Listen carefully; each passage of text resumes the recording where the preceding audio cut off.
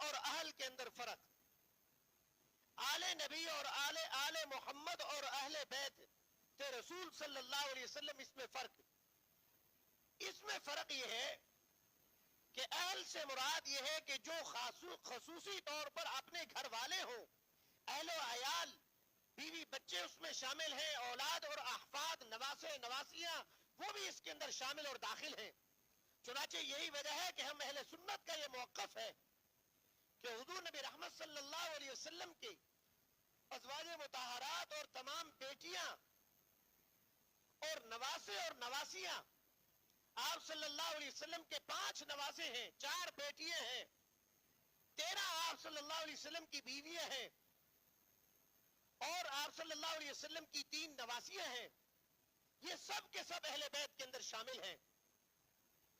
ذکر جو ہے وہ صرف حضرت سیدنا حسین رضی اللہ تعالیٰ عنہ کا یا کسی درجہ میں حضرت سیدنا حسن رضی اللہ تعالیٰ عنہ کا ہو جاتا ہے، یعنی حضرت علی، حضرت فاطمہ، حضرت حسنین کریمین کا تو تذکرہ اہل بیت میں کیا جاتا ہے باب کے اندر، لیکن باقیوں کو منہا کر دیا جاتا ہے۔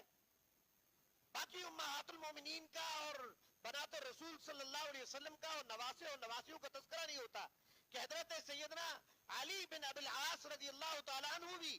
اہل بیت رسول میں سے ہیں، حضرت سیدہ امامہ بنت ابی العاص رضی اللہ تعالی عنہ بھی اہل بیت میں شامل ہیں، اور حضرت سیدہ فاطمہ رضی اللہ تعالی عنہ نے اپنی وفات کے وقت حضرت سیدنا علی رضی اللہ تعالیٰ عنہ کو فرمایا کہ میرے بعد اگر آپ شادی کرنا چاہیں تو میری بہن کی بیٹی سیدہ امامہ بنت ابی العاص کے ساتھ شادی کیجئے گا، اور آپ رضی اللہ تعالیٰ عنہ نے ان سے نکاح فرمایا ہے۔ اور اسی طریقے سے حضرت عثمان بن عفان رضی اللہ تعالیٰ عنہ کے بیٹے عبداللہ بن عثمان رضی اللہ تعالیٰ عنہ بھی ہیں۔ حضرت سیدہ امامہ رضی اللہ تعالیٰ عنہ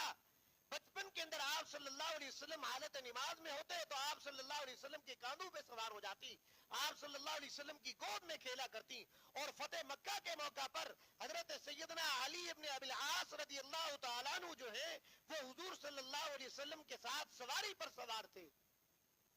ایک روایت کے مطابق بتوں کو توڑنے والے بھی یہی حضرت علی رضی اللہ تعالیٰ عنہ ہوئے جو ابو العاص کے بیٹے اور حضور صلی اللہ علیہ وسلم کے نواسے ہیں۔